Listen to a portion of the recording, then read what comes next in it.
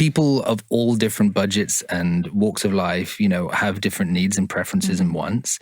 It's important that there's affordable options out there for people. But then, if you're making premium products and there are people out there that want to buy premium products, it's an underserved market on that end as well. Welcome to the Let's Not Sugarcoat It podcast, where every week we bring you real, raw, and unfiltered conversations designed to motivate and inspire you on your journey through motherhood, relationships, and career. We're your hosts, Alex and Bella. Thanks for spending this time with us. Let's get into it.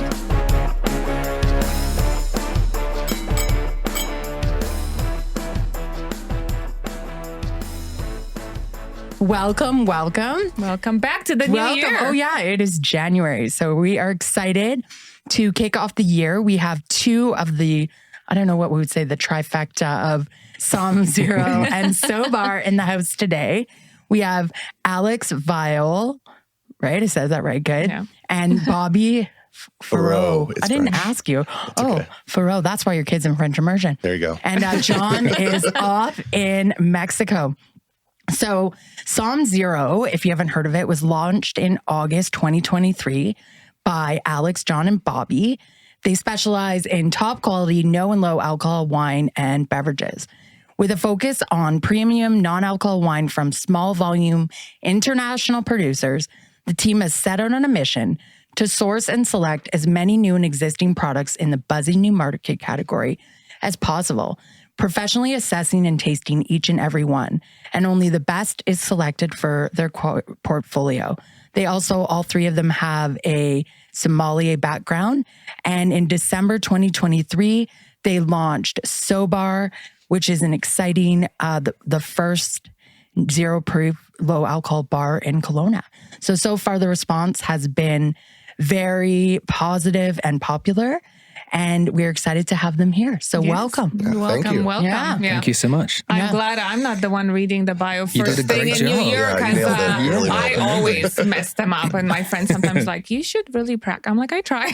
Yeah, that was perfect. And I make her always read I read through it. And then I'm like, oh, these words are not going to make it. So I think my favorite was because in my, the time that we had our event, you said you were spelling out for SaaS, but I worked where I'd worked for SaaS companies before, but you were like S-A, and I was like, shit, I should have told her. It's a thing. It's a Polish. I don't know if it's an S or a G or B or whatever. It's like the silent stuff. It never works, but it is what it is. But welcome, you guys. Thank you. We've tried your delicious wines, and we were so grateful that you guys sponsored our event last year. Yeah. And thank you for the gifts, because we did get bottles of the Sauvignon Blanc. Mm-hmm. Brand new. Yes, brand new. Pre-release. So we sure will definitely try it out and let you guys know, let all of our listeners and viewers know.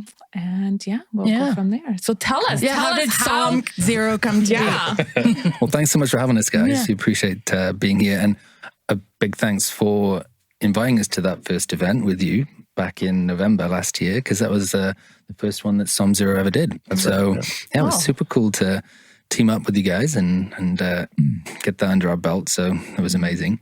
So Somm Zero was born last year in the summer months, and I guess the kind of sobriety and sober curious movement has kind of touched all of our lives in different ways for quite a few years now. I know I speak for myself when I say I've got lots of close friends and family who are on different journeys. I guess through them initially was where I started to understand the need for better quality options in terms of no alcohol products, because as sommeliers, our job is to ensure that everyone feels included and everyone has great service and great beverage choices. And traditionally, that's always involved mainly alcoholic beverages, and a lot of the non-alcohol options have just been overlooked and have been kind of secondary afterthoughts, and usually soft drinks or just water, which doesn't really improve inclusivity and doesn't really promote that cohesive experience that everyone looks to get in those moments together. So, through various friends and family having some pretty negative experiences on their sober journeys, it became more and more evident to me and us that it was an area of hospitality that the industry has been overlooking and underserving for so long. And I think that coupled up with the fact that more and more better quality products have been coming into the market as the demand has been there, meant that it seemed like there was a sweet spot where we were finally finding enough good quality products. The more we searched and tasted and tried to find as many as we could, where we actually felt confident that we could bring together a pretty great collection of decent quality stuff that would help build trust and confidence in this market category with people. So yeah, that's what we did, was set about starting Somm Zero to serve that underserved community and to professionally taste and assess all of the products. And we've been pretty savage, actually. If it doesn't taste great, or if it doesn't quite hit the quality standards that we're looking for at this time, then we just haven't been interested in serving that to people, because we want to stand by the quality of the products that we are selling and serving and promoting and showcasing, and really speak to the product authentically, because we really don't want to be putting our name or our face or promoting anything that we don't feel that we love ourselves to. Yeah. So that's kind of where we landed. In the past few months, it's just been building that business and the brand and the collection and the bar and just working together to do that. Yeah, I know you were on a journey of finding like a non-alcoholic beverages for a while there, right? And you were posting on like, let's do a taste test, and you're like, nah. So it is hard to find those non-alcoholic that don't taste like. It is hard, yeah. Shit. Definitely people that just go to the grocery store and just pick up something, and Yeah. there's like, oh God, never again. Yeah. And I think the main thing is what we're really trying to do is bring a little more credibility, definitely to the category of wine. But we've panel tasted like just numerous bottles, and the percentage that were considered very good, outstanding was actually quite minimal. So it is a growing category for sure, but they're still learning how to perfect it and make it better. Right. Definitely in Europe, I think they're a little bit ahead of North America. Yeah. Well, Europe like that, is usually- Europe's, they're always ahead of the Yeah, curve. I knew she was going to say that. I just popped in her head because I knew she was going to be like, Europe's ahead of the curve. Here we go. No, I think like I went with Nita to that tasting that you had, and some of those white wines tasted so much like actual wine, actually, and I was super surprised by that. So that was cool. Explain like the process to me, because I'm new to the non-alcoholic. Because you guys know I water down my wine, so it's almost like no so it's alcohol. like basically no alcohol. Zero in its own way. That's all. One glass lasts me 3, but that's okay. So what is the process of like not having? Because, you have the fermentation and all that barreling and stuff like that. So how do you get a wine that's Well, there's a couple of different technology, a couple of different options out there when we're talking about the best quality examples. Typically, those are going to be spinning cone technology and vacuum distillation. And both of those kind of work to similar principles in some ways, in that, and we're talking about specifically for wine here, it's a little bit different for spirits and beer, and we can talk a bit about that after. But for the wine itself, the first thing is you need really great quality grapes, because you can't hide behind alcohol. And if you have poor quality grapes to start with, or poor quality wine, those off flavors and faults are really going to show through in the resulting wine. It's not going to taste that great. So you do need to have great quality grapes with a concentration of flavor, because you do lose some flavor and aromas through the dealcoholization process. That's a big word. It is a big one for 10 a.m. I'm glad you stumbled first before I did. Like, thank God. Yeah, I did okay. Yeah, I haven't been drinking yet, so. And even when I do, it's non-alcoholic, so it's all good. So yeah, you need great quality, and that I think is the key. One of the key factors in improvements recently, where producers are really taking it seriously and actually setting aside or intentionally, their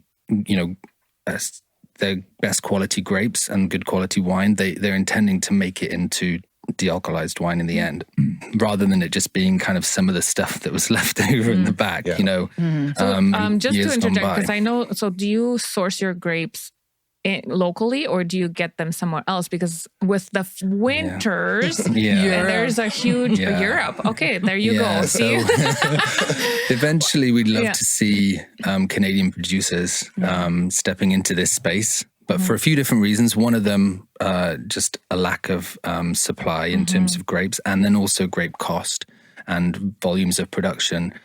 There's a few different reasons, and access to the technology too. There's a few different market factors as to why Canadian producers aren't really stepping into this space yet. There is one company down in Summerland, and they're fantastic guys, the Ones, and they are making de-alcoholized wine from BC grapes. But aside from them, there aren't a ton of other producers at the time. Like Bobby said earlier, it's mainly coming from California and predominantly Europe, Germany and France and Spain. What about Australia? No one's doing it there.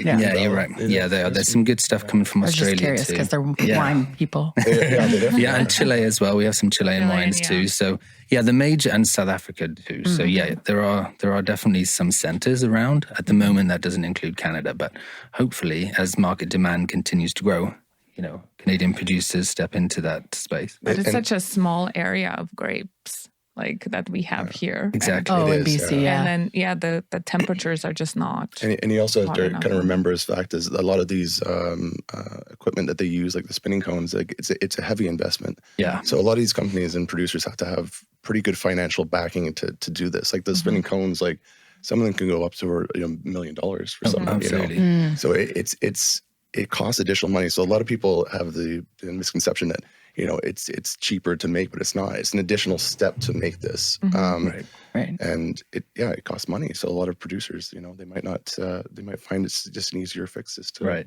make regular traditional wine. Right. So, our hats are off for the people that really do put the thought and effort into, making these de-alcoholized wines with, forethought to find, sustainable vineyards, and they're growing grapes specifically just for de-alcoholized wine. Right. Actually, that's what I was going to ask you. Is that one of the major differences I think I've heard is that traditionally, like back in the day, say with the grocery store wine, like the things maybe, I can remember my ex-husband's aunt always drinking this like a no alcohol wine from the grocery store. Tastes like grape juice kind of a thing, right? But is that because, like you're saying, these wineries that are doing de-alcoholized wine, that's different than obviously, right, than non-alcoholic, or using, say, like the concourse grapes and then just adding it at the end or whatnot? Like the process is specifically like you're saying. Yeah, I think one of it being the technology they used perhaps was kind of earlier stage technology. Distillation. And they were less concerned about capturing distinctive characteristics and aromas and flavor, which can cost more if you're doing it properly. So they were obviously focusing on a bottom line, just the cheapest they could go, where most of the wine would lose a lot of its aromatics if it had much to start with, because again, they would probably be using high yields, high volume, kind of lower intensity flavors, inexpensive grapes, and making kind of bulk generic wine, and then just putting it through the process. So that might be one of the factors for sure. And, grapes grown in vineyards, they're kind of non-distinctive in lots of ways. But they, were just basically making a product that wasn't having to compete with anything else at that time. So it's kind of like... A lot of the time too, if it's really just tasting like grape juice, like maybe they were adding more grape juice afterwards to kind of maybe bring us some of those aromas and flavors back, as well. So and body as well. So when you're de-alkalizing wine, you're removing a lot of the body as well. That's why you find a few of the de-alkalized wines to be a little bit on the sweeter side. And then, okay, so I feel like I have a lot of questions, but next question. That's good. Sorry, next question is like, I know that you were saying before we started we were saying that red wine is one of the hardest ones to sort of make taste like really great. Is that? Yeah, I think with the de-alkalization of red wines, it does strip of the aromas and flavors, but also takes away a little bit of that tannins as well. So reintroducing that, I find would be kind of difficult, we found. So I find that some of the red wines we tried, not the ones we showcase, of course, but some of the red wines we've tried, the tannins just, it kind of tasted disjointed almost, almost synthetic to a certain point where it doesn't matter who you are. If you're tasting that, you can pick up on that. So, I mean, it's like a hallelujah moment when we find those red wines. We're like, oh, thank God. This is it. This is the ones, They're more difficult to do. And we talked a little bit about perceptions too. I think alcohol plays, because there usually is more alcohol in red wines, and usually does play a more prominent role. Like Bobby said, it has a complex relationship with tannin and how they bind and work together. But I think when you go to take a sip of red wine, your expectations of what that's going to be are different than white, rosé, or sparkling. You do expect more alcohol. You expect that burn and that kind of the tannins and everything. You do. And so, the first couple of sips can be a bit like throw you off a little bit when there's no alcohol in there. And different producers can do different winemaking techniques to try and compensate for that lack of alcohol burn or body in the wine with varying different results. But it is definitely the most difficult to do, because a lot of the time people don't love the sweetness that comes with some of the non-alcohol red wines out there. And that sweetness, like Bobby said, is retaining some residual sugar in the wine to add body, so that the wines don't taste thin, because there's nothing worse. Like, you really notice it with a red wine if it's thin or lacks body. It's like a Pinot Noir. Yeah, exactly. So Pinots are easier to do. I imagine Pinot's easier. I like Pinot. The expectations are going to be different when you're looking for a big cab, a big bold red. So that doesn't mean it won't fit the bill. No. But just. And what we've found in SoBar, when we've introduced different people to red wines, quite often the first couple of sips are a bit wonky for people. But by the end of or halfway through, by the end, they're like, I'm actually really enjoing this wine. But it was just off to a bit of a strange start. And we say, yeah, absolutely. That's what I tell people when I water the wine, people. It's a mindset. It's a mindset, you say. You'll get used to it. It's weird for me. Like, I can do wine tastings. But then to have more than one glass of wine that's not watered down is very hard for me. Is it the alcohol? It's probably the alcohol. I don't know. It just feels really harsh. So I don't know. I got used to it. You can be our number one customer. Yeah, right? There you go. Yeah. But I am so curious, because our story is for our podcast was, we're sitting in the backyard talking about the stuff that we talk about, but nobody talks about in the real world. Let's not sugarcoat it. What possessed you three, because there's three of you, to be like, we're in wine country. We're around all these wineries. Yes. Let's do non-alcoholic wine. Yeah. Well, so where was that brainchild created? It was my idea, really, I think. So I usually bring some crazy ideas to the table for these guys. I mean, we've worked together for a while. We're really close friends. We're studying our WSET diploma together right now, which is the final level 2-year Somm studies. So or more. We spend a lot of time with each other, and we have done and worked together very closely for a few years. So both, myself, John and Bobby, we are great friends, and we always have known and said that we would work together on a business at some point. And this past, last year, we went through some changes at the winery we were working at. And I guess it just kind of all fell together at the same time. And, as I was doing more market research, into this category of wines once I finally had a lot of spare time on my hands because I quit my job. Unemployed. And I was You're like, hey, let me research. exactly. These guys were still working hard and slaving away during high season. And I was, sat on my patio, kind of trying not to drink, too much alcohol wine. And reading more and more about this new market category that I was just amazed at the data and the growth. And it was like, oh, wow, that's a cool opportunity. I've been thinking about that in different ways, like I said, through friends, family, and my own journey too. And so the more I looked into it, the more I was kind of confident that there was a great idea here and to do something new, because looking at these products and these wines from our perspective, that professional slant on it, to look at, a rigorous assessment of quality and just hoping to really kind of find a great collection hasn't been done. There's lots of wonderful businesses out there doing wonderful things in non-alc, and we, support all of them. And it's a very collaborative and supportive, positive community of businesses, actually.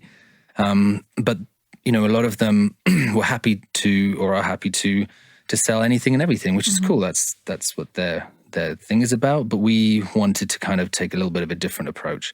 And so you're right, we're in wine country, which might seem like the wrong place in lots of ways to be launching a zero-proof bar or specializing in de-alkalized wine. But actually, we found the opposite to be true. And like Kelowna and the Okanagan, everyone loves the wine. People know about Gewürztraminer, Riesling, Sauv Blanc.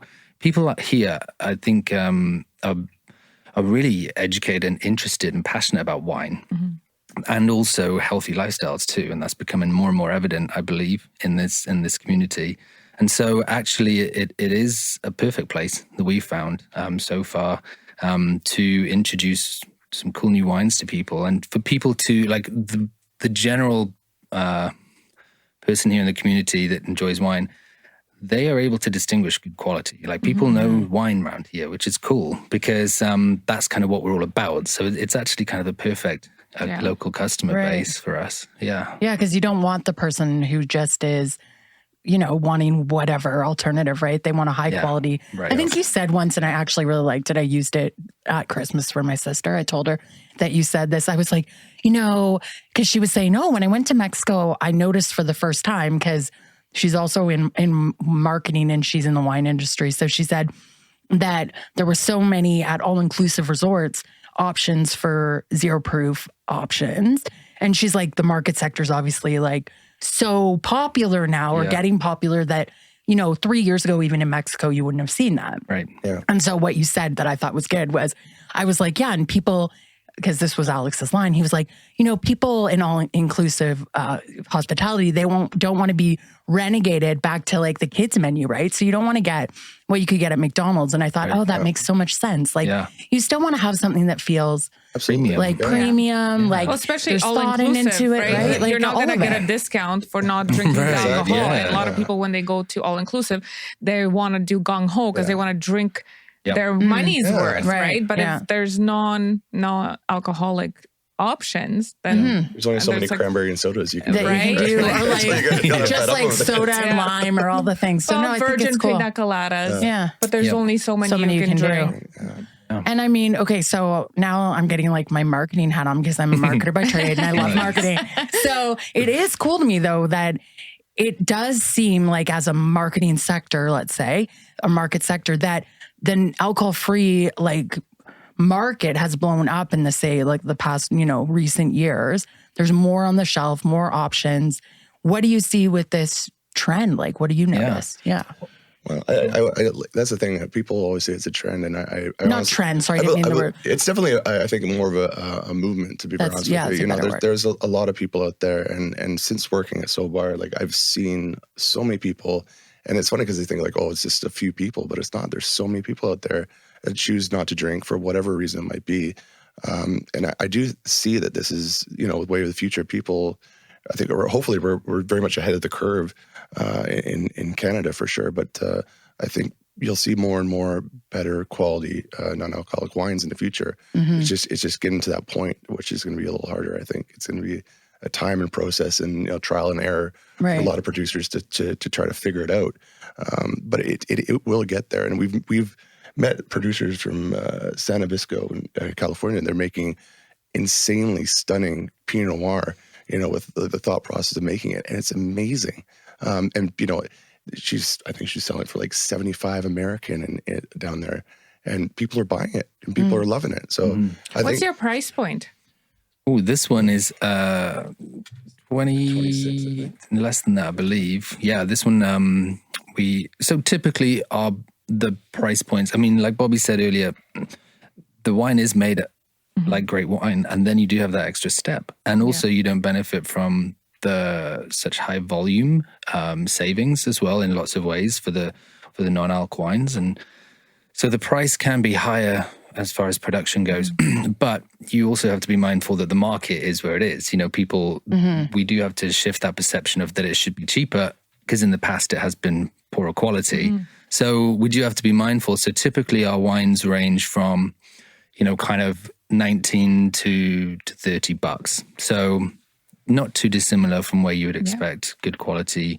Yeah. Well, I think that's wine. That makes sense. Yeah. If you're charging that type of price, people will expect that, like you said, that it's high quality. Yes. Yeah, I exactly. expect it to taste like a wine, not like Exactly. juice. Yeah. And This is one influencer that I follow. She's always like, this is how much money I've saved by not drinking. And then she's like 0, because she's like really into the high quality, non-alcoholic. Well, that's it. And Bobby was mentioning this, there's wines out there that are between $40 and $80, which their cost to make that wine is pretty high. But, rich people are sober too, or, people of all different budgets and walks of life, have different needs and preferences and wants. It's important that there's affordable options out there for people. But then, if you're making premium products and there are people out there that want to buy premium products, it's an underserved market on that end as well as down that end. Typically in the past, the grocery store wines have been pretty cheap and not particularly amazing. So, we want to make sure that there's a really good budget-friendly option for everyone that's high quality. And then, who knows where the market will go as far as the premium end. That's yet to be seen. There are some really cool producers, like Bobby said, that are stepping into that. And some of the producers that we've been working with, they have some really great plans for future product ranges that they're working on right now to bring out and to kind of step into that space before anyone else, which kind of takes a bit of bravery in lots of ways. But if you do kind of get a really good foot in that premium market category ahead of other producers, then you can make some good money doing it. So we don't make wine, obviously. We just resell it and just try and find the good stuff. But it'll be interesting to see how the market unfolds. I do think it's like Bobby said, a longer term trend or movement towards it just being less of a what's the word I'm looking for? Less of when something's a bit of a, not gimmick, but like a novelty. It's less of a novelty and much more of a, when you open your fridge or host a party, you don't even think about the fact that you're going to have good quality non-alc options, whether that's beer or wine, as well as alcohol potentially, if that's what the party is about. But that it kind of is second nature to think, okay, what am I having for my guests? And then it's going to include a really good collection of great quality products, some of which are going to be alc or non-alc, and I think that just getting to that point in society where we don't even think about it anymore. It's just accepted, widely accepted. And then no matter what you're showing up to that party for, or who you are that day or week or lifetime, there's going to be something great there for you. So, and that whole inclusivity thing. And I like that. And a lot of guests have said that too. They said that they're very appreciative of the fact is they can bring something home retail wise and go to a party and they don't have that weird conversation. It's like, oh, why are you not drinking wine? Yeah. And you know what I mean? Like it's just I think it's still helpful for people for sure. Yeah, for sure. So the Italians say 1 glass of red wine a day, there's benefits, okay? Yes. So what are some of the benefits besides non-alcoholic, obviously the alcohol, that we can expect in your wine?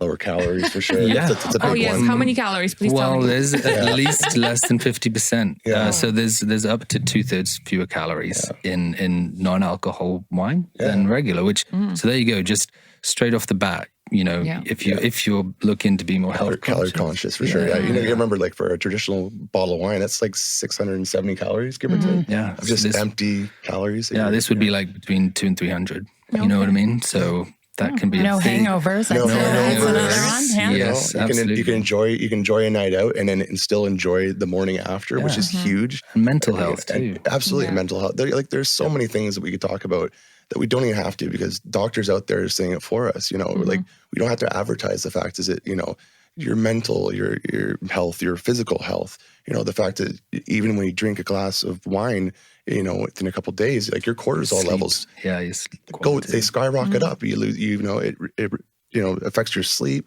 affects your mood. There's so many things out there for reasons why you shouldn't drink so often. Like, and I know Canada came out with a thing like a year ago saying 2 glasses a week, but now they're saying like you shouldn't have any alcohol at all. Which has been controversial. It was just very controversial. Don't get me For wrong. a lot of people. Yeah. And for myself, like I cut loose on the weekends. And I still have a glass or two, but during the weekdays, I've chosen to substitute a lot of my wine, a glass of wine, and with something de-alkalize instead. But not right now. I'm doing dry Jan. So Yeah. Yes. Well, there I you think go, dry we're Jan. I need to detox after a 3-week vacation. So because when you go, That's you it. go. Yeah. And Bobby was mentioning that, it's that sober spectrum, and then it has I been was just like, gonna say that too. it isn't one type of person or one moment in time. It's a big, colorful spectrum of people returning from holiday or it's after New Year's, or it's to get in shape for the summer, or, or breastfeeding. There's so many different reasons, or medication, or, just a ton of different reasons. So everyone is in and out of sobriety in different ways. And so what we're about is just being very inclusive and saying it doesn't matter who you are or what your preference is or why, it doesn't matter. Our whole job is just to make sure that we have great options for people, good quality choices, so that whether they're dipping in and out a week, a day, or forever, that they don't feel they have to settle for the, kind of kiddie menu stuff. This is going to be great quality wine that they can pick up after their holiday, just for a week or a month. You've got a few bottles. You don't have to settle. That's the whole thing. We shouldn't have to settle, right? You'd be amazed too. I mean, a lot of people that do come into Sobar too, they say like, I know there's no alcohol in this, and I'm still getting that giddy feeling, and I always say to people, it's a good environment, it's good people, and it's a good setting. You have a dance floor?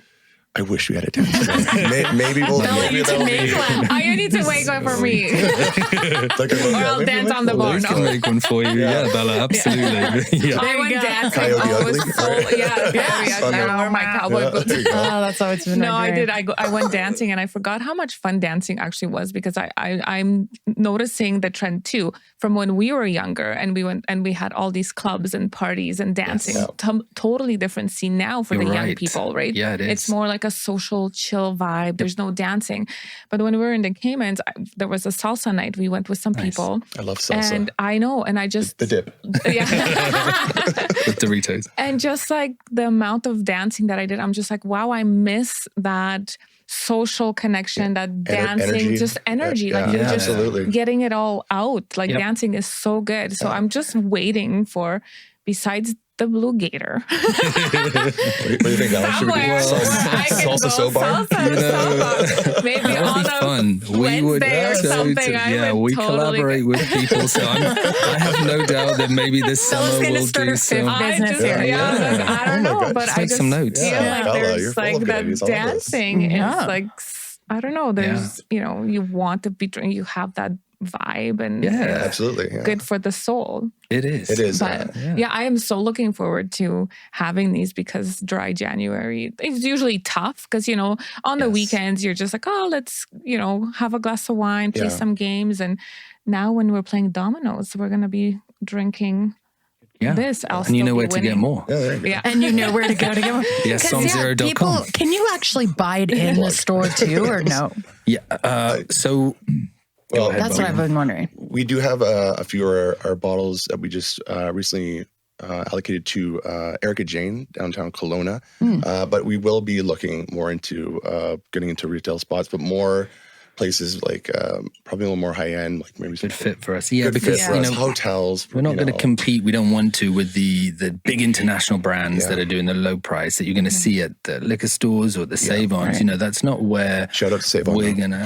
Shout out to, actually, can you get it into the yacht club? I've been meaning to tell them. Totally. Yeah. So maybe more we have a really long list of amazing places and lots of people we know in the industry around here that we're going to be talking to very soon. So we're still early days with the business. Obviously, we've been getting the bar going, so you can always buy it down at the bar. sommzero.com as well. We've got a wine club, Club Zero, launching here in February as well, which is going to be really fun. Cool. So we'll do shipments. We are actually getting rid of 3. We got rid of 3 wineries. Oh, we were members, Great. of 7 wineries. Wow. I know. She spent a Just lot of money on wine. That's So impressive. Yes. Here's my business card. However, we did drop 3 of them. Did you? Because, She's not gonna tell us which ones. I'm not going to tell you which ones. No. But for us, it's more about the social experience because Yes, I can go absolutely. to any winery and yes, the savings, but and some don't even have the savings. They're like, oh, you're just part of, and you can make reservations at our restaurant. Yeah. Not to put anybody under the bus. But I'm like, there's no value for me. For us, it's like the social part. If I'm a part of a club, I want those events. I want to get to know people in my community that are part of. You don't want to feel like a number either. You want to feel like you're part of something. So Absolutely. we really looked at who is serving us the best because we do spend a lot of money, right? Like when It's you're, expensive. it is expensive, but we did host, we had one weekend last year during the summer that nobody was at our house. Literally the amount of people that went through. I'm going to start charging this year, people, so stay away. I thought you were going to get like Airbnb it. Yeah, Airbnb. You want to To come your over, friends, you have to to my pay. friends, But it's that social part. If I'm part of a club, I want to have that Personal club experience. Yeah. Right. So, And we understand that because we've been in hospitality for so long now. Bobby's been at Somm in Vancouver, plenty of hotels and restaurants for many, many years. You know, in the past several years since living in Canada, you know, I've been working in the wine industry here and we've worked in lots of different roles and we've been involved in wine club and events and we really get it because I'm exactly like you. The wine clubs that we are part of, it's that personal connection and that personal touch that really matters, and the events and the in-person aspect. So, I think when we launch Club Zero fairly soon, there's going to be heavy emphasis on that, especially for the people that sign up at the beginning. We're going to know everybody's by name, right? You know who you are. Yeah, really. okay, well, we have room. So, and you guys obviously be very welcome to join. Not least because, you know, people do love to host parties, right? And I think the Okanagan is huge for that. You know, charcuterie and wine and the patio. It's perfect for it. Should have seen my charcuterie in the Caymans. They've asked me, because it's a huge industry there, they've asked me to come back and do their marketing events for their lawyers, their accountants, and their insurance people. So I may be going back for a couple of months. Well, there you go. To see if I'm going to live in the Cayman Islands. See, everybody thought she wasn't going to move to the Caymans. I know, but I'm just like, I don't know, maybe. You heard it here. Still podcast. You heard it here first. But at all those parties, you know, it's great to have wonderful BC wine and we've got cellars full of it and it's fantastic to support the industry. But when you have so many guests coming, there are so many people at DDs or others that aren't drinking. And so to have a fridge for them too would show some really fantastic hospitality skills, I would think, and so that you're just giving careful consideration for everybody. And so I feel that that movement we talked about is going to become way more widespread, where you're hosting a party, you've got some couple of bottles of non-alc sparkling. And so you just got your sommzero.com orders coming in on subscription or in the wine club, and you just have some really nice stuff in the fridge. That's for what we whatever tried the to reason do. is. And I tried to do that for our Christmas / my husband's 40th birthday. But then my car got crashed and right, your next party. My next party, we're going to do it. But I really wanted to, because I know I have friends who don't drink, right? Or are taking a break, and I really wanted to be that hostess that provides it means a lot that to them. instead of them bringing their own, bubbly right? water or something. whatever. Like I know you brought. I think you brought a bottle or something like that. And I'm just like, I felt bad because I really wanted to be that person that's including those in. But it's hard to find, circle. and that's kind of where we're looking to step into that gap. Is a lot of people would totally buy much more non-alc product if they knew the quality was there and that it was easily available. And those two things are really important. So that's what we're really going to work hard to make sure that we get together some really great quality products, and also, work hard to make that available for people in so many different places, and so that it's easy to be inclusive. And I think that's one of the best parts about like doing those events as well, is like giving those samples to people, and people are like, just like, wow, like this is really, really good. And like, this is like, this is what we're trying to make sure people are able to do try like a blind test. Oh, this would be fun. We should do You know what? I've always wanted to do that with what is that one? Frick, I can't even remember. But anyway, last summer I wanted to do a taste test with that Olay, and to see, because I always thought that tasted pretty similar to the real one. Yep. And so, not the real one. You shouldn't say real one. That's language here. That's So a the one with traditional one. alcohol, Yeah, the the boozy boozy one, one, the one with booze and the one without. Yes. We should do that. We should invite some guests And and do then it. do like a I've had guests blind that done test. Podcast number 2. Yeah. That's I've done that. right. There you And go. then Have a blind tasting. I think it's a good idea. I think that's a good idea. Maybe we'll do some of that at the event on the 19th. Yeah, There you that go. would You be could do a awesome. blind test. Yeah. that'll be fun. We're full of fun ideas. Marketers at heart. right? Like, Marketers so good at heart. ideas. Yeah. You guys need another job at all? Yeah. Bella like has businesses coming out every left, right, and Well, I center. did have She to has give- so many businesses, like in a good way. Like she has so many. But you're such a good like idea, or so now she could have 10,000 businesses. I'm more of like the visionary. I come up with the stuff, and then I can surround myself with people who execute. My downfall is that I try to do it all by myself. But last year I switched that model, and we're hiring more people to do the stuff that It's hard to delegate. It is hard to delegate. It's hard to It let is go of totally things. when I know what you mean. I've always worked for myself. I started up my first company when I was 19. So it's hard for me to be like, no, you do it. I'm a bit of a control person, but I'm trying to let that go. Even with my kids picking out a fish, I did gently steer the only thing I said, this is the fish tank we're getting, or there will be no fish. Right. And then I let them all pick out their stuff. I wondered why it was so pretty, but I was like, Because Bella chose that. I did gently The fish or the tank? steer them all of it. the tank. The whole setup. I was like, because my child also got a fish tank, but it's like a traditional like glass one. I was like, wow, Bella's is so pretty.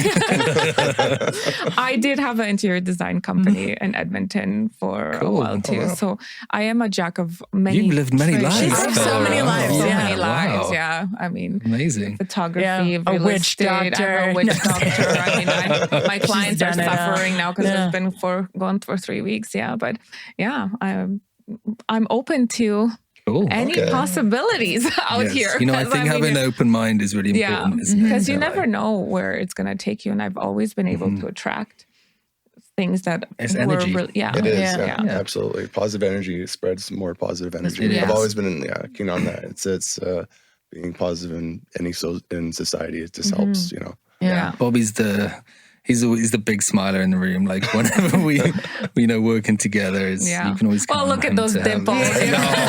That's why I grew my beard. It's insane, It gets isn't it? seen as Yeah. much. That's why. But it takes a lot to bum Bobby out. Do your kids have dimples? When my daughter was born, the nurse was like, and I hope she has your dimple. And then she was like, but my daughter has 2 dimples. So she said, oh, we got our wish. Okay, well, the funny thing is I have a dimple on my right-hand side, and my oldest son has a dimple on his left-hand side. So it's just like, the Twinsies. universe Yin and yang. balancing itself. Yeah. Oh, that's funny. I love it. Yeah. Cool. Well, do we have any fire rapid questions? Some fire rapid. Oh yeah. So we usually do some like parenting fire rapid questions because it's called Let's Talk. I have not Let's sugarcoat it. Talk. Real raw, unfiltered conversations around motherhood. So about your fatherhood, we've had your second father guest, right? Am I? Oh, okay. Yeah. Okay. So Congratulations. Oh, my wife isn't Because watching. we had, Dr. Brett. yeah. And then, yes. Volpatti. yes. Aaron. Volpatti. Right. Yes. Okay. So let me see. I wrote them down. Okay, Well, well, let us first of tell us- all, how old are your kids, Yeah. Bobby? I know you said 1 6-year-old. I have a 6 and a 3-year-old. So I have 2 boys. My 6-year-old is Sawyer, and my youngest is Ben. So, Cute. Yeah. They're apple of my eye. Love them. The joys of parents. This is unfiltered here, I feel Bobby. that's joy. And exclamation marks. Yeah. or what? parentheses. Or, Yeah. I love my children when they're That's my sleeping. French immersion coming up. It's honestly, parenting is very hard. It is, but it's those times when you come home and they run downstairs and they give you a big hug. It's like, which Worth makes it. it's worth every second. Yeah, of I it. enjoy those moments because they stop at some point. They stop. Like, oh my God, and they'll roll their eyes.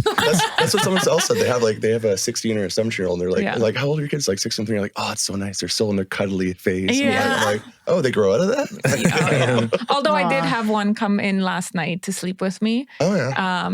Yeah, and they do. What's your wake up calls? I get about like 4:30 to 6 a.m. is when They wake up. they wake up, and sometimes they're like, if they're in the room, they're screaming. I go in there and they're like, "What's wrong?" And they go like, "I have a booger." No. And I go, oh, okay. And then like I wipe it, and then they just like drift off. And I go back to the bedroom and I just lay in my bed and I go, oh, remember all that stuff, embarrassing stuff I did in like grade 9? Let's review all that for about an hour and a half before I fall asleep. Yeah, no, one came in at 2:30. We're actually transitioning because my husband moved back home. First time since we actually built the home or actually bought the house. So he's never lived there full time since we've moved in. So it's a transition period because my mom lives with us. So one of them would sleep with my mom, one would sleep with me Monday to Friday. Then daddy would come home. They would be in their beds with sleepovers and stuff. So now it's like a whole transition. Mommy, can I sleep with you? I'm like, no you can't because now it's off limits. But she came in last night at 2:30 and I told her her head needs to go into my feet because they're tall. They're so tall. There's like, so if her body and my body and husband's body and two freaking cats, the shoulders. I'm like, no, put your, and then I can maneuver them. But I'm actually a little, like I was happy. And now you're like grieving it a little bit because it's the only time they cuddle. Yeah. My husband snores. So that's gonna be something. Their love language might not be personal touch. I think it's very true. Like, you got to enjoy those moments because you don't know when that last moment will be, when they're going to be like, they'll say mommy or daddy. And then when they'll be like, hi dad, I'm like, what did you just call me? Like, I'm like upset about it. Yeah, you're like, put a DDY on that. They still call me mommy. They still call daddy. Good. However, when they did the books, like they did a project for school for today with pictures and they had to write every day. I'm like, okay, so we did this with mommy. And she's like, mommy, can I write mom? Because other kids will make fun of me that it's mommy. I'm like, fine. Mom, fine, but my tone is saying it's not. But it's like they're getting out of that phase. Yeah. But there's other, like, they're kind of cool now to chat with and, one-on-one stuff. And, they talk a lot, my children, especially when they're alone. My kids teach me things. I'm 39 years old. My son just, teaches me things sometimes. I'm like, oh God, it's so funny. Do you fact check them? I don't. I should actually Google them first. Totally I've done that, and then you're like, "Crap, you were right." It's so impressive. I'm like, oh yeah, it's very true. School is hard. Wear white after the homework and maths and stuff. My nephews, I'm like, oh my goodness, because they teach math in a really effed up way. They teach code now. I had to Google how to teach math to it. Remember? Yeah. I was like, how to teach math to a grade 3 and whatever. Yeah. It was ridiculous. Yeah, and it's pages. It's like, why is there squares and boxes and coloring for 3 pages for a division freaking thing, and right? Why did they get rid of the abacus? That was great. They just bring the abacus We all made it through. We all did whatever. None of this picture stuff and just a waste of paper, people. It's a waste of paper. Well, they don't even teach like multiplication. You have to memorize it. Yeah. So my brother-in-law was like, my niece just doesn't know her multiplications like off the top of the head like we all did. So he's basically took it on himself to just be teaching her the multiplication. Yeah, drill it in. But he's popular. He's like, She's like, oh. Well, I feel like memory is not taught. Like they don't learn in Poland, we learned songs, we learned poetry. Like we had to recite these things in front of the class. That was part of the curriculum. Well, we did that too. This is called BC New Curriculum. But I digress. Anyway, But they learn like kids songs, like they learn. But there's no choir. There's not. Well, maybe COVID like messed things up, but that's why I have them in piano, because that's like memorizing, learning, like all that kind of stuff. Because I mean, they're not even playing instruments, and they're in grade 5. Here, like, what are they learn? Like, what are you people teaching our kids? we got, education gets us on a tirade. We better know that that's a completely new. So let's get Bobby's back. being taught by his kids, so they gotta be learning something. I think they learn it. French, so that's good. Yeah, that's The French. The French is cool. cute, and like I think they do learn stuff on shows. Like once my kid said some fact, and I Googled it about some insect, and I was like, oh yeah. this is true. Yeah. Oh, I know what it was. Mosquitoes only bite you if they're female because they're bringing the blood back to the nest. I was like, had no idea. Googled it. It's terrifying. Is that true? It's a true fact. True story. Only the females. Only the bite females you. bite. But I was like, thank you, 6-year-old, for we teaching always me bite. that. No comment. But yeah. But yeah, okay. Well, Speaking tell of us the French, what's... one more thing. Yeah. One more like black mark for the education system about the French, because I wanted my kids to be in French immersion, but because they didn't start in grade 1, in grade 3, it was too late. I'm like, what are you talking, people? Wow. I spoke Polish, German, then I had to learn English and a bit of French, and it all happened within all the years. It wasn't like, oh, if you didn't, now you can't. Yeah, that's when you start. The earlier they start, the better it is. Doesn't mean you can't start later. I know, but like, anyways, okay, now go. Rant over. Right away. Okay. Okay, well, you told us one of your like joys of parenting, you know, when they smile at you and they give you a big hug. What's one of the biggest challenges you found about parenting so far? I know there's many, I'm sure. Oh, where do I start? I think it's the tantrums. And so I'm born in 84, and the way that they parented in the 80s definitely has changed generational wise to today. Yes. A huge percent. I remember back in the day, they'd be like, okay, just, go out until the streetlights come on. That's when you come back home. Yeah. And, for now, like when kids have tantrums, you have to kind of like more ask them like what's going on, like, because back in the day, it was just spanking. That's all, that's how people were disciplined. But now it's just like, it's funny when you actually talk to a child and ask them what's wrong. Eventually when they start to calm down after about half an hour to an hour, they'll kind of like, they'll open up and let you know what's going on. And for a lot of kids, I think it's just that they can't express themselves. There's just at a young age that they just can't get the words out. And I think it's a testament for parents that you learn how to be very patient. And knowing when to, just to calm yourself down and give them time to process what's going on and ask them what's happening. But yeah, tantrums they're definitely the hardest ones. Is especially it public or private tantrums? Which are the worst ones? The public ones. Yeah. The public ones are hard because you feel a bit judged. You do, because and I look at people and I'm like, what are you looking at? I actually at Costco, one of my kids was freaking out, and it's like, I'm just gonna sit here and let her freak out. And it's like what I looked at, because she's in a timeout and people were judging. But at that point, I'm like, you know what? They're going to judge anyways. Yeah. They're going to judge me if I'm, disciplining the kid or giving in or not. Yeah. So there's this one lady, she's looking at me. I'm like, do you want a timeout? Well, you know what's funny? Do you want a timeout? Because I can give you one. Yeah. You'll always see that one parent though looks at you just because it's like solidarity. Yeah. I do that a lot. I like to do that too. You got this. You got this. You got this. You got this. I think people need to know more of that too, because I was even at Air House the other day, and this one kid was like so mad, and he was like, he had to sit out, and he was swearing, and he was like, oh, those kids are like effing whatever, and he was young, and I was like, had recently had an incident with my 6-year-old where he was like, effing mom. And I was like, where'd you learn this? And it was really embarrassing because we were out in public. But then this happened to this other parent. And I thought, geez, like it's such a go-to to in the past, I think I would have been like, holy shit, like what's going on in that house? Right, and I was like, it happens to other people. There's nothing wrong with this kid. He's a good kid, probably. He just heard that word and decided that is going to get that attention to be like, I am effing pissed off right now. And I had that moment with my kid too. I think, honestly, I think he was like 4 and we're just going for a walk one day and it's like, it's so nice outdoors. Like, don't you think? She's like, and he said, I'm effing thirsty. And I'm like, oh God. Like, you could have said you're thirsty. Drop that. Yeah. The one benefit of speaking in a different language, I swore in Polish. So when my kids were younger and they were like, kurwa, kurwa. And I was like, yeah, most people will not understand. Most people will be like, Say Corvette? No, kurwa. Oh, Corvette.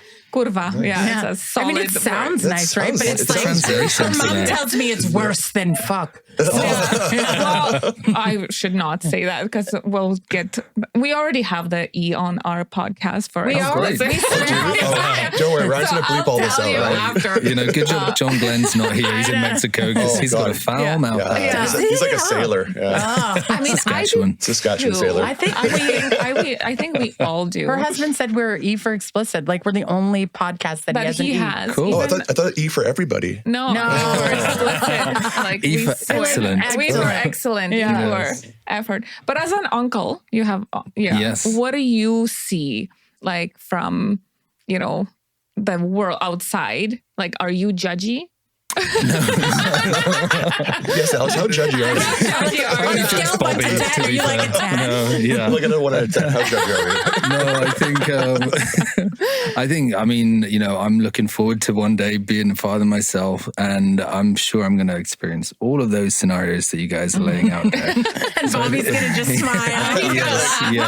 Like, you got this. No, I think, like you said, kids, they don't really have the ability to immediately express what's wrong, and maybe there isn't really anything wrong. No, sometimes there's nothing wrong. No. Yeah, and no, like I am not judgy in any way. I know that parents are sleep deprived. They're spending thousands of dollars and having to juggle 16 million things, and just getting through the day is often where it's at. So no, I don't judge anyone. And you're right. Even the language thing, you think about how many people your kids hear in a day, the source that they get all of that language and information from school, from friends, all that kind of stuff. You can't control everything your kid hears, and they pick up the craziest things. And that's the hard thing about it nowadays. It's like, for us, it was just like you had Saturday morning cartoons, and now there's like so much stimulus like everywhere for these kids. And that's hard. hard. I mean, and it is. Because we just, like you said, you'd go out, you'd find a tree to climb and fall off. Find a stick, throw some rocks. Throw some rocks. You go down the little quarry. And we're sounding old timers now, but it was. You're right. Like these days, everything is stimulant, and I think that can overwhelm kids. And I think it's going to be a different generation of kids growing up these days. And I don't know if I'm scared about it, or if it's going to be great. Like, people probably will have just way more like knowledge, and but like at the same time, it's a little scary that it's because we did grow up in that world, and it's funny because I'm 80 born, and we were. She's like, she's like good for 80. I'm 80, wow. 1980 born. But we went through that transition of not having any technology, and then the computers came in, and the typing, all the stuff, and even we have that noise on our. Oh, it was hilarious. We're sitting at a winery and talking about dial-up, and we were talking to our kids because they were like, this internet is so slow, because we're connected to the restaurant's Wi-Fi. And I'm like, really? On the other line. And so my husband is like, children, do you know what our internet sounded like? And he pulled up, because there's like a actual recording. And there was a table of people around our age sitting there, and as soon as he played that, the whole table turned. They're like, no!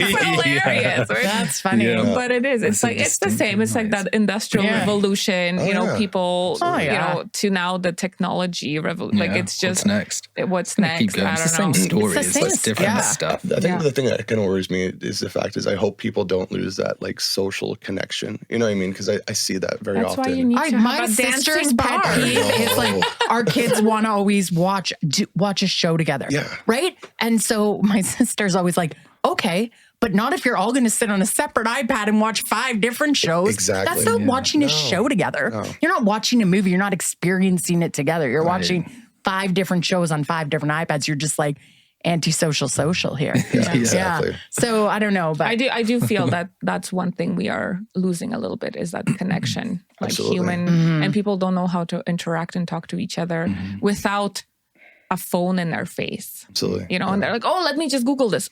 You know, even when you're, I do it all the time. We do it all the time too, right? But it's we're all not. guilty of it. Yeah. But I it mean is. myself too. Like, I mean, like, and I catch myself all the time, and I'm like, you know, it'll be like a gathering of people, family, and we'll all be on our phones. And I'll look up and like, what are we doing? Yeah. You know, like, what are we actually doing? You know, I feel like there's those stories you hear of, you know, celebrities, parties, and they're like, you have to leave your phone at the front door. I love that. I'm going to start doing that. It's like in a my house. swinger party, but celebrities. Yeah. Some Alex, rules that to it. That took a different turn.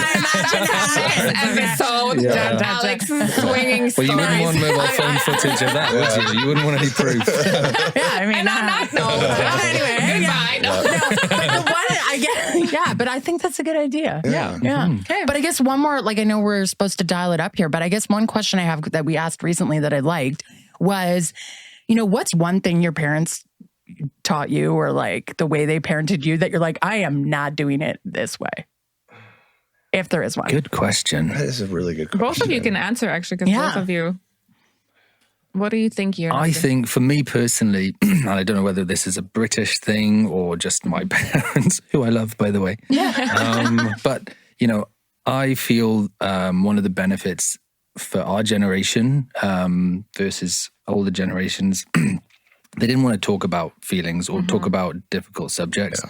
And I, you know, me and my friends now, you know, I think we can pride ourselves on having the kind of relationships or the kind of personalities where it's good to be open, you know, and not 100%. hide things and not like suppress things. And just because it's a difficult topic, it doesn't mean you shouldn't talk about it. So I feel that one of the benefits, I guess, you know, with kids these days and us, and hopefully what they will benefit from is just having a situation or a scenario or a family life or friendship lives where there's nothing really off the table. Like people can talk more openly, and I think that's cool because I think there was a lot more reserved back in the day, especially in England, and people didn't talk about their feelings or emotions, and I think that led to lots of trauma and problems, and I think it is better to share. So I think that's definitely what I would we didn't say. start telling each other with my parents, I love you, until I was in my mid-20s. Yeah. Wow, yeah. Oh my right? God, there's no like, I love you. But it's the good stuff, but also the difficult stuff. Yeah. But definitely the good stuff, showing that affection. I think definitely showing affection and giving your kids hugs and stuff like that.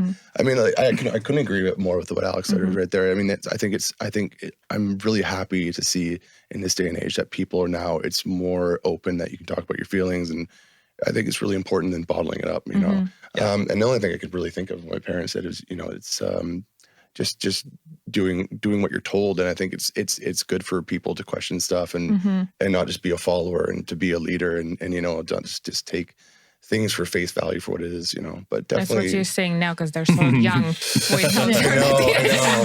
And then I go look at my youngest. I'm like, why are you so defiant? Where'd you learn this? Oh man, I so proud read of this meme recently that was like, I never knew what an asshole I was until a tiny little person, like exactly like me, was talking. And I was like, so true. Okay, well, tell us. That we're done. That's what I mean. Okay. Okay, tell us Tell where to find us for you. Tell us where, first of all, tell us about your 2 upcoming events quickly and where people can find you. So our upcoming events, we have some amazing new products coming into country or just landing right now, which we're really excited about. So we're doing a special product launch party at Sobar, downtown 525 Bernard Avenue. We share the space with Just Peachy, wonderful place. And that's on the 19th of January from 5 p.m. So come down and try like the best collection of loads of different amazing non-alc wines that you'll find anywhere else in the world, especially in terms of quality as well. And varieties, tons of different varieties, different styles, sparkling, still, red, white, rosé, you name it. We've got it now. So come down and check out the products, try some samples. The following weekend, we're going to celebrate Sauvignon Blanc, which is obviously a really popular varietal today, and it has been for a while. And we've got some amazing Sauvignon Blanc products, and it hasn't been represented very well or much at all in the non-alcohol category so far. So we're really excited to kind of bring that to market. So we're going to celebrate the whole weekend of Sauvignon Blanc in lots of different ways. So if you like Sauv Blanc, come down to the bar. If you don't, still come to the bar. We have other things too. You're like, we have this. Yeah. And some of these ones are going to be the first time in Canada. Yeah, that's right. Which is just super cool that we were able to do that. Like, it's so exciting, you know, like it still blows my mind to this day. Like, we were the first ones in Okanagan to open up a non-alcoholic bar and have all these great options. And also follow us on sommzero.com as well. You know, we do 2 M's. With 2 M's. Yeah, this is very important. My mom was trying for ages. She's like, I still can't get it, Bob. We also own Somm Zero. And we'll link it to this episode here. But absolutely. Yeah, and you can follow us. We have, you know, a subscription, a mailing list, we have newsletters, blogs. Oh God, I screwed up at the very end. Isn't that great? Blogs, you know, and we do, you know, events everywhere. We do corporate or private events. We're open, and we're you know, eager to get out there and get the name out there. Amazing. Well, thank you so much for coming in. Okay, till next time. Yeah, thank you. Bye. Bye. We hope you enjoyed today's episode and that you feel more empowered, moved, and inspired. Be sure to check out the show's description and follow us on social media at Let's Not Sugarcoat It Podcast on both Instagram and Facebook. Also, check out our YouTube channel where you can view and subscribe to our latest episodes. What you have to say matters, so send us your feedback and ideas on what you'd like us to talk about so we can serve you better. And remember, motherhood is a team sport.